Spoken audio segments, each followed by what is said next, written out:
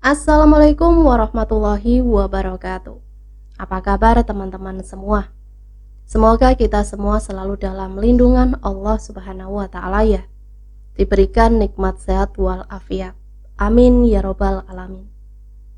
Kesempatan kali ini saya akan membagikan satu cerita. Dua istri. Seperti apa ceritanya? Mari kita mulai. Tommy, pria berusia 30 tahun, yang baru saja menikahi Ninda. Gadis yang dikenalnya beberapa bulan yang lalu, ketika mereka menghadiri sebuah rapat antar perusahaan, tempat mereka bekerja. Saat itu Tommy terpesona akan keanggunan Ninda, dan langsung menyukainya pada pandangan pertama. Mereka terlibat hubungan kerjasama antar perusahaan. Itu membuat Tommy semakin sering bertemu dengan Ninda karena urusan bisnis. Tapi bagi Tommy, ibarat sambil menyelam minum air, ia juga terlibat urusan hati dengan Ninda. Singkat cerita, akhirnya Ninda mengetahui perasaan Tommy kepadanya, dan dia pun membalas ketulusan cinta Tommy. Beberapa bulan kemudian mereka melangsungkan pernikahan. 1 bulan kemudian, terlihat Ninda yang masih tertidur pulas pagi itu. Tommy perlahan beranjak dari tempat tidurnya dan pergi ke kamar mandi untuk menunaikan ibadah sholat subuh. Saat Tommy sedang mandi, ia mendengar suara gemericik air berasal dari dapur yang letaknya bersebelahan dengan kamar mandi. Tommy berpikir Ninda terbangun dan pergi ke dapur. Setelah selesai, Tommy keluar dari kamar mandi dan melihat Ninda yang sedang berdiri di depan kompor. Karena waktu subuh sangat sempit, Tommy tidak menyapa Ninda terlebih dahulu. Ia bergegas kembali ke kamar. Betapa terkejutnya ketika Tommy melihat Ninda yang masih tertidur pulas di atas kasur. Tommy terperanjat dan membangunkan Ninda. "Sayang, bangun. Bukannya tadi kamu di dapur?" tanya Tommy bingung. "Maaf mas, aku gak ikut sholat dulu, semalam aku datang bulan," sautnya dan masih mengerjapkan mata. "Bukan sayang, bukannya kamu udah bangun tadi?" tanyanya lagi. Ninda mengernyit. "Mas, kamu kan tahu sendiri, aku gak pernah bangun lebih awal dari kamu. Aku selalu dibangunin kamu kan?" jelasnya lagi. "Iya, tapi tadi aku..."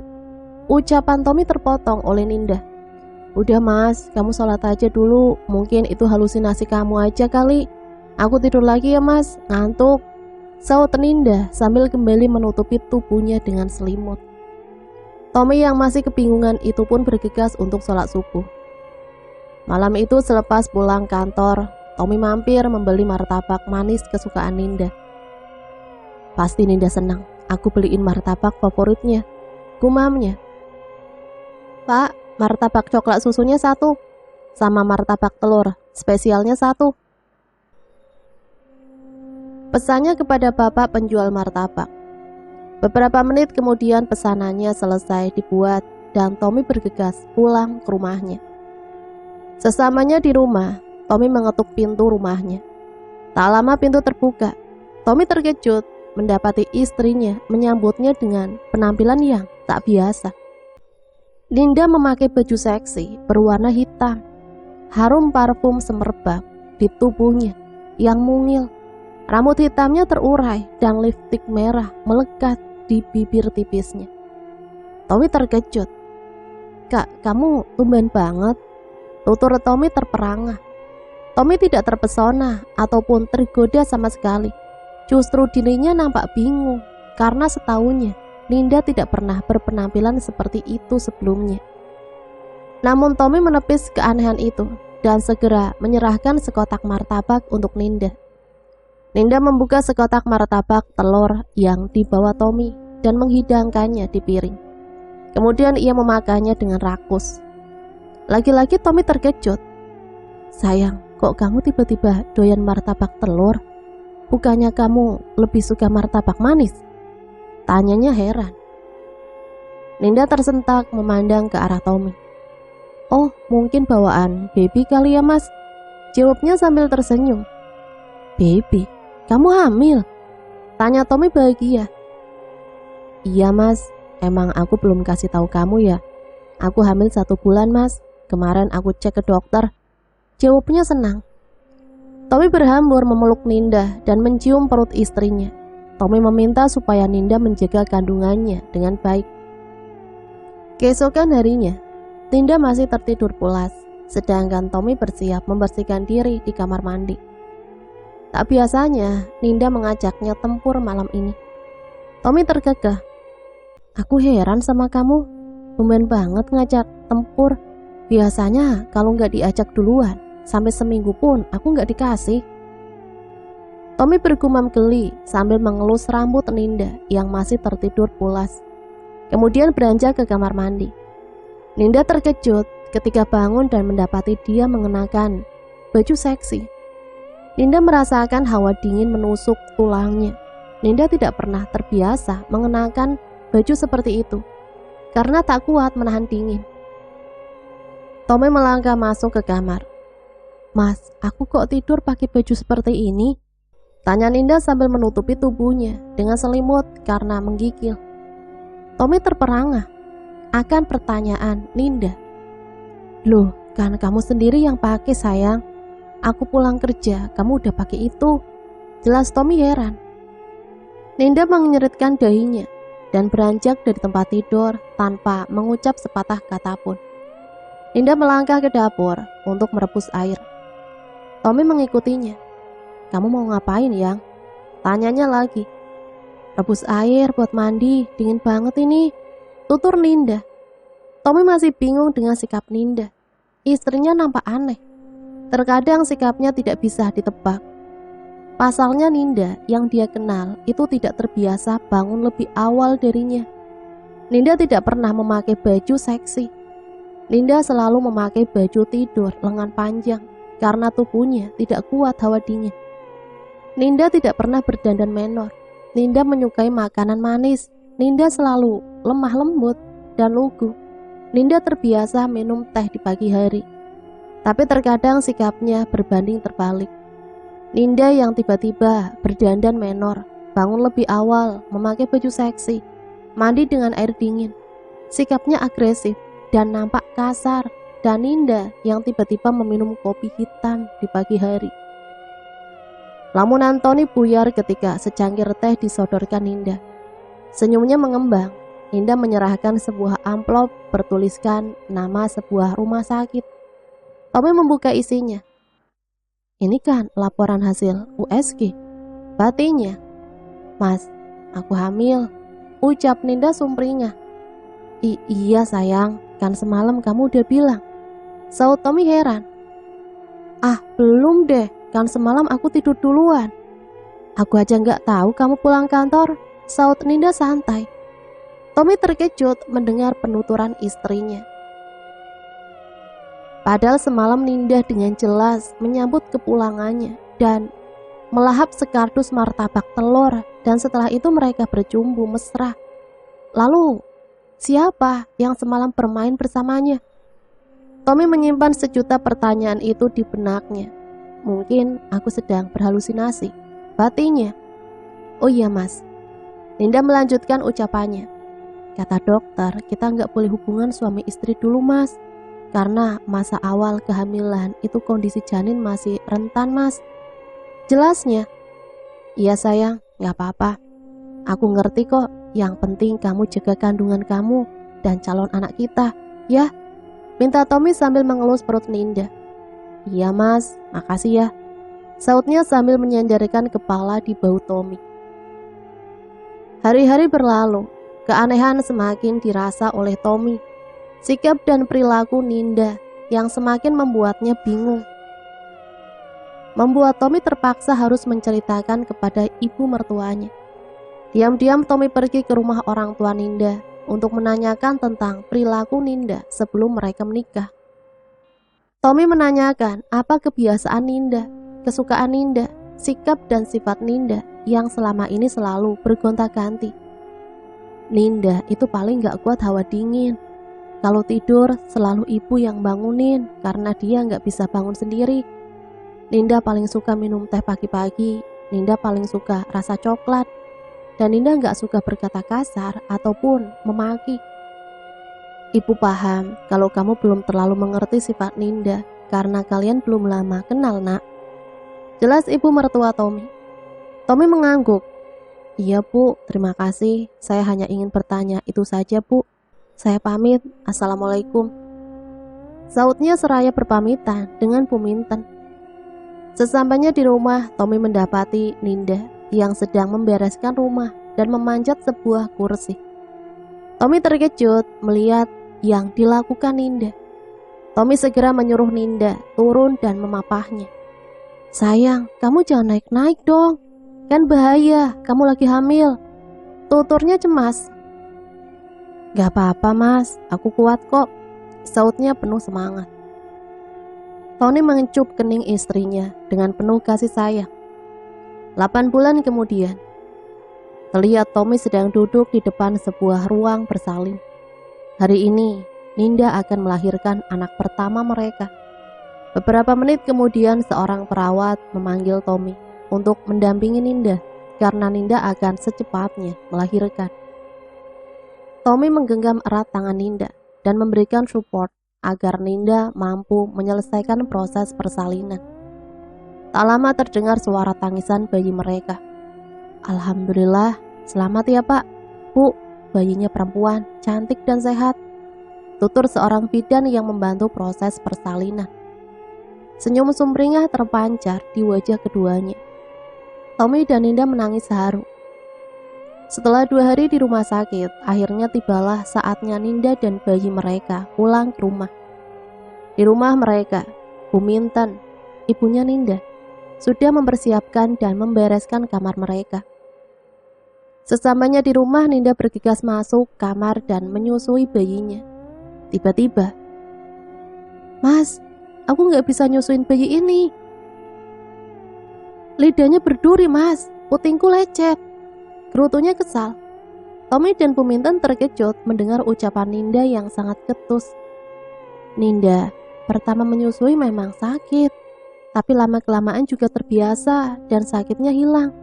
Dulu waktu ibu nyusuin kamu juga begitu, tutur Bu Minten menasehati. Tommy mengiyakan ucapan ibu mertuanya dan berusaha menenangkan Ninda. Namun tetap saja, Ninda bersikeras menolak untuk menyusui bayinya dan menutup dirinya dengan selimut. Malam pun tiba, Ninda terbangun dari tidur dan mendapati si bayi tidak ada di sampingnya. Ninda berteriak memanggil Tommy. Mas, bayiku kemana? Teriaknya cemas. Tommy berlari ke kamar sambil menggendong bayinya. Ninda meraih bayinya yang tengah menangis dalam gendongan Tommy dan segera menyodorkan ASI untuknya. Tommy heran. Sebelumnya dia menolak untuk menyusui bayinya. Mas, lain kali kalau aku tidur, terus si adik nangis mas, tolong bangunin aku, biar bisa aku susuin. Kasihan dia mas, dia nangis, pasti lapar. Tuturnya lembut. Tommy hanya menganggukkan kepalanya dan masih bingung dengan sikap Ninda. 1 minggu kemudian, mereka mengadakan acara tasyakuran, pemberian nama untuk bayi mereka. Ninda dan Tommy sudah menentukan nama untuk bayi mereka. Naomi Shaliha, nama bayi mereka. Acara berjalan lancar dan dihadiri oleh beberapa tamu undangan, kerabat dan keluarga besar mereka. Tamu undangan berangsur pergi dan di rumah hanya menyisakan Bu Minten, ibu Ninda, dan Tiwi, kakak perempuan Tommy. Rencananya mereka akan menginap. Sekali lagi keanehan terjadi pada diri Ninda. Dia tiba-tiba tak mau menyusui Naomi, padahal bayinya sudah menangis karena kehausan. Ninda justru meninggalkannya dan pergi tidur.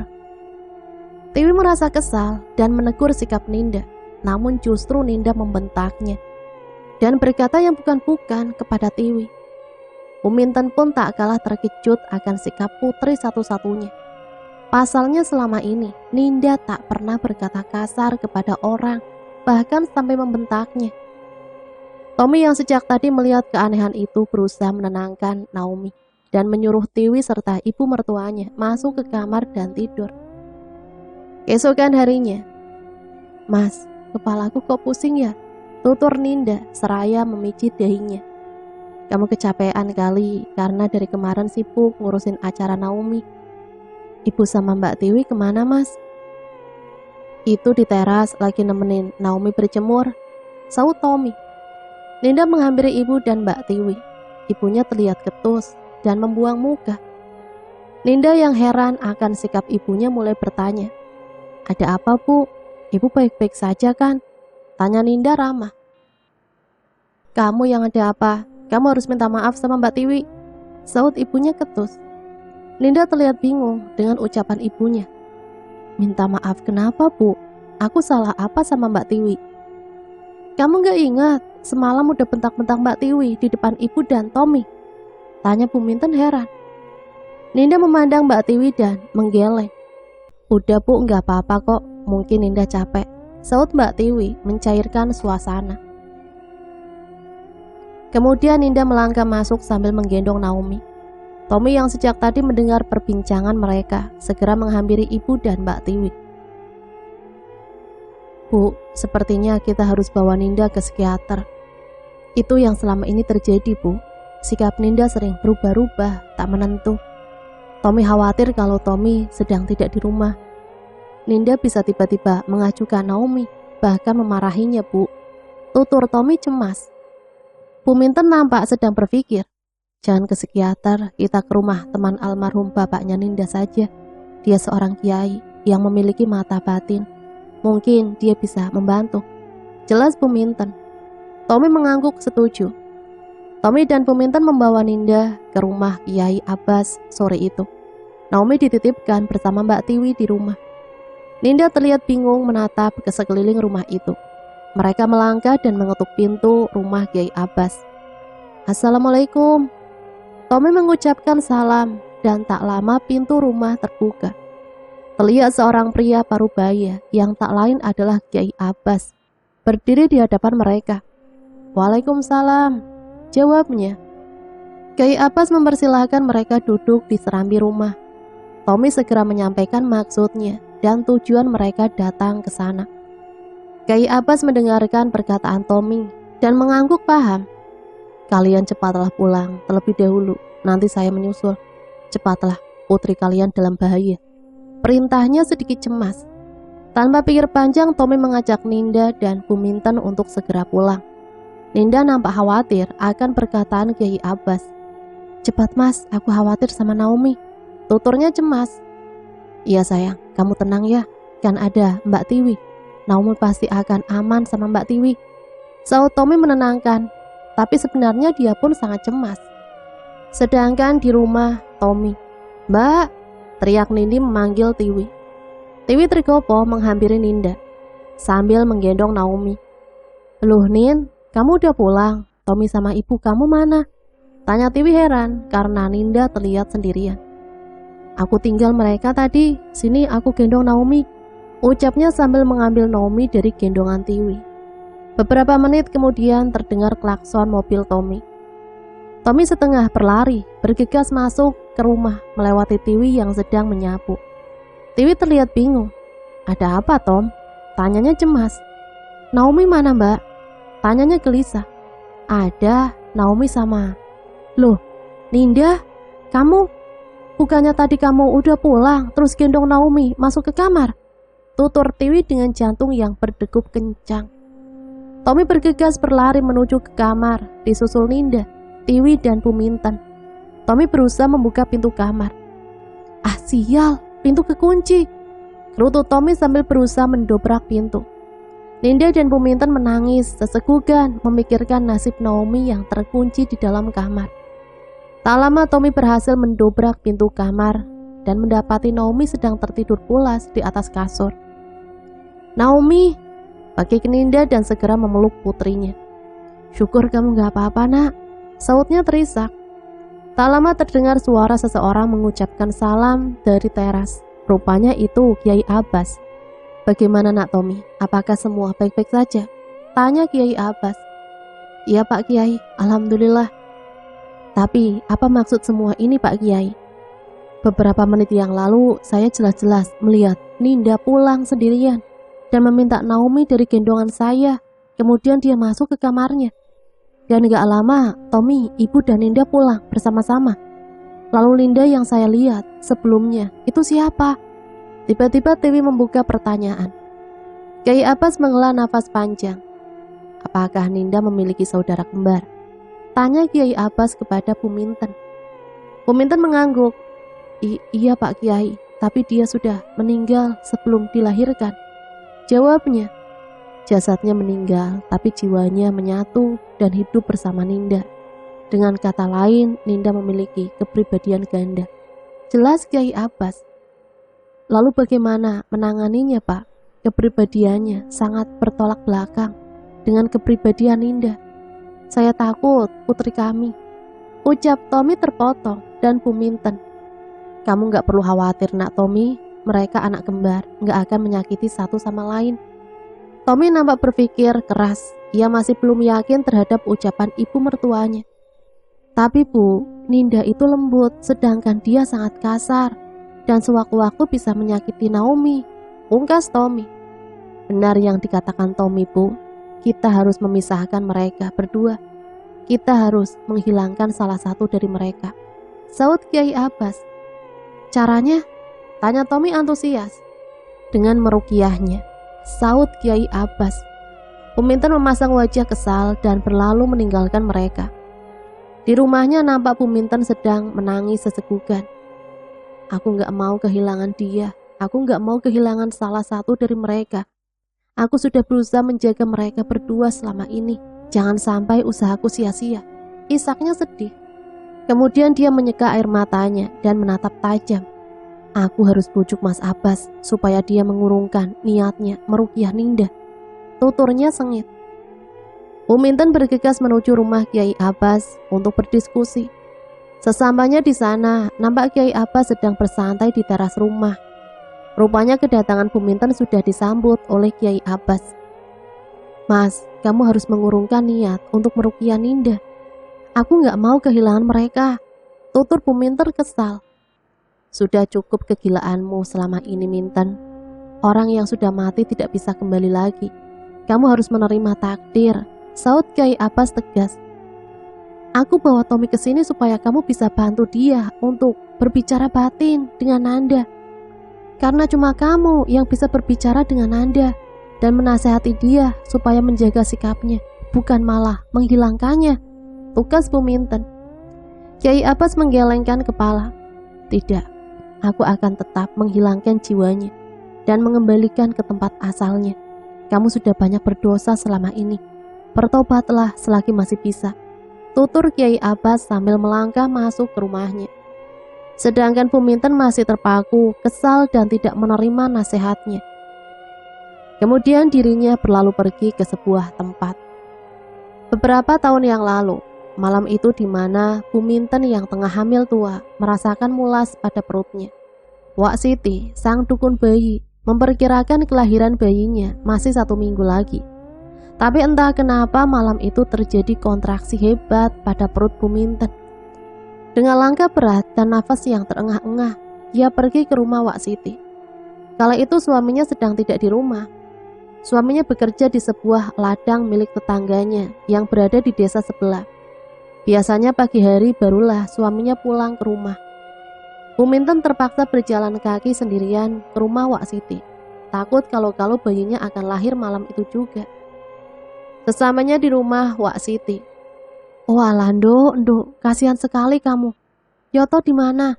Tanya Wak Siti yang terkejut melihat Puminten datang sendirian ke rumahnya. Mas Yoto belum pulang Wak, saya udah gak tahan, sakit sekali Wak. Sautnya merintih. Wak Siti terkejut ketika melihat darah segar mengalir di kaki Puminten. Kesini nduk, cepat berbaring. Perintah Wak Siti sambil membaringkan tubuh yang sudah lemas itu. Puminten merintih kesakitan, keringat dingin mengucur di wajahnya. Dia merasakan ada sedikit dorongan kuat dari dalam perutnya. Bersamaan dengan itu, seorang bayi mungil keluar dari jalan lahir, namun tidak menangis. 5 menit kemudian dia merasakan dorongan yang kuat lagi. Wak Siti menyuruhnya mengejang, lirih, dan bayi yang kedua pun lahir dengan suara tangis yang sangat nyaring. Alhamdulillah, dua-duanya sudah keluar semua, Dok. Cuman yang satu ini sudah meninggal.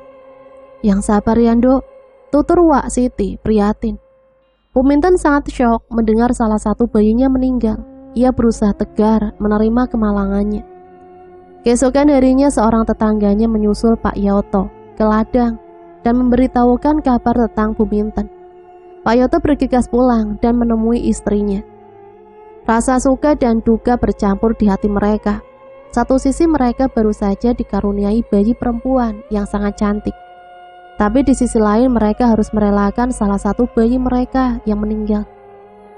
3 hari kemudian diam-diam Puminten pergi menemui Mbah Atmo. Saya masih belum bisa terima, Mbah, salah satu anak saya meninggal. Tutur Puminten kepada Mbah Atmo, salah seorang paranormal di desanya. Mbah Atmo tertawa sengit. Nampak gigi-giginya yang kuning karena noda tembakau. Kemudian Mbah Atmo meminta persyaratan yang harus dipenuhi Puminten. Entah bagaimana caranya, dengan semua persyaratan itu, nampak sesosok makhluk mungil tanpa jasad hadir di hadapan Puminten. Sosok yang mirip dengan bayinya yang sudah meninggal. Lalu Mbah Atmo memasukkan jiwa bayi mungil itu ke dalam raga salah satu bayi Puminten yang masih hidup. Puminten nampak senang karena bayi kembarnya telah kembali meskipun berwujud satu orang. Bertahun-tahun dia menyembunyikan hal itu dari semua orang, termasuk Pak Yoto, suaminya. Sampai akhirnya Pak Yoto mengetahui keganjilan di dalam diri Ninda dan berusaha mengorek keterangan dari istrinya. Kala itu Puminten terdesak dan akhirnya menceritakan yang telah dilakukannya terhadap Ninda. Pak Yoto terkejut dan mengecam perbuatan istrinya. Ia meminta istrinya untuk menghilangkan jiwa yang tinggal bersama di dalam tubuh Ninda. Namun Puminten menolak hingga akhirnya mereka terlibat adu mulut dan berujung kematiannya Pak Yoto. Kyai Abbas adalah teman Pak Yoto. Dia mengetahui hal itu, namun dia tidak bisa berbuat banyak. Sampai akhirnya jiwa yang merasuk ke dalam tubuh Ninda itu tumbuh dewasa dan mulai menampakkan perbedaan yang sangat jelas dari sifat asli Ninda. Tommy kembali mendatangi Kyai Abbas dan meminta bantuannya. Sebelum itu, Tommy ingin mengetahui apa yang sebenarnya terjadi pada diri istrinya. Tanpa sepengetahuan Puminten, Kyai Abbas menceritakan yang sebenarnya terjadi pada Ninda. Tommy nampak geram dan dia bersikeras ingin membuang jauh-jauh kepribadian ganda istrinya itu. Ia menginginkan kepribadian Ninda, istrinya, bukan orang lain. Kyai Abbas berjanji akan membantu Tommy. Ia menyarankan agar rencana mereka tidak diketahui oleh ibu mertuanya. Tommy mengangguk setuju. Tepat di malam kelahiran Ninda, Kyai Abbas mulai rencana menyembuhkan Ninda. Sebenarnya lebih efektif jika penyembuhan itu dilakukan secara langsung. Namun karena takut ketahuan oleh Puminten, akhirnya ia memutuskan memakai alternatif lain. Kyai Abbas memulai zikirnya, memusatkan pikiran dan batinnya agar mampu menembus dimensi lain, tempat di mana jiwa lain dari Ninda. Rohnya melesat dan masuk ke sebuah ruangan dengan pencahayaan yang minim. Di sana dia melihat sosok itu sedang tertidur. Dia memastikan kalau dia bukan Ninda. Tak lama seseorang yang mirip dengan Ninda itu terbangun. "Siapa kau?" tanyanya kasar. "Aku hanya ingin membantumu keluar dari sini. Ini bukan ragamu. Kamu sudah tidak memiliki raga. Jiwamu seharusnya sudah berada di alam kedamaian, bukan di sini." Tutur Kyai Abbas tenang. "Tidak, aku tidak mau. Aku senang berada di sini. Aku memiliki kehidupanku. Aku memiliki suami dan anak," sautnya. "Bukan, dia bukan milikmu. Dia milik Ninda, adikmu," pungkas Kyai Abbas. "Kalau begitu, Ninda yang harus keluar dari sini, bukan aku," bentaknya sambil tersenyum licik. Tak mau berlama-lama, Kyai Abbas segera membacakan doa-doa ruqyahnya untuk menetralisir hawa di sekitar tempat itu. Nampak kecemasan menyelimuti wajah gadis itu. Rupanya jiwa yang bersemayam di tubuh Ninda itu memiliki energi negatif karena bercampur dengan ilmu gaib ketika dipaksa untuk masuk ke dalam tubuh Ninda Di rumah Tommy, Ninda nampak gelisah. Tubuhnya mengeliat kepanasan. Tommy berusaha menenangkannya. Tommy tahu jika Kiai Abbas sudah memulai pengobatan istrinya. Pemintan yang berada di sana tak kalah gelisah. Ia tak tahu apa yang sedang terjadi dengan Ninda. Tapi yang pasti dirinya khawatir jika Kiai Abbas sampai mengeluarkan salah satu dari jiwa mereka. Kiai Abbas terus melafalkan doa-doa, perlindungan, dan keselamatan. Teriakan dan jeritan dari gadis itu mengelilingi dirinya. Sama halnya di rumah Tommy, Ninda pun merasakan panas di sekujur tubuhnya dan menjerit meronta-ronta. Buminten nampak bingung, sedangkan Tommy tetap bersikap tenang dan membantu melafalkan doa-doa sebisanya. Beberapa menit kemudian, Ninda nampak tenang. Suhu tubuh yang tadinya panas kini berangsur normal. Tak lama muncul Kiai Abbas dari luar rumah menemui Tommy. Dia tersenyum hangat ke arah Tommy. Tommy pun langsung mengerti maksud kedatangan Kiai Abbas. Bisa dipastikan bahwa usaha mereka membuahkan hasil. Ninda sudah terbebas dari saudara kembarnya.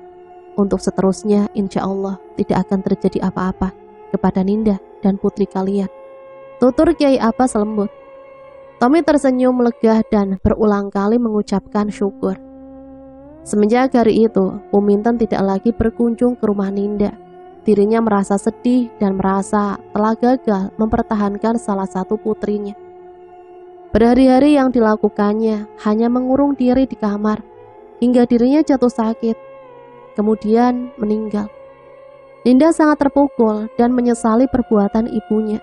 Namun Ninda tetap memaafkan dan selalu mendoakan yang terbaik untuk ibunya tercinta. Cerita selesai. Jangan memaksakan kehendak yang tidak sesuai dengan ajaran dan peraturan yang berlaku. Semua takdir kehidupan sudah ditetapkan oleh garis kekuasaan Tuhan yang Maha Esa. Menentang takdirnya hanya akan membuat masalah itu sendiri. Sabar dan ikhlas dalam menghadapi semua ketetapan. Qadha dan qadar adalah prioritas utama kita sebagai makhluk ciptaannya. Itulah satu cerita yang bisa Mimin bagikan. Semoga dari cerita ini kita bisa ambil pembelajarannya ya. Ambil sisi positifnya dan buang jauh-jauh hal negatifnya. Sampai di sini Mimin pamit undur diri. Mohon maaf apabila banyak salah kata. Akhirul kalam, wassalamualaikum warahmatullahi wabarakatuh.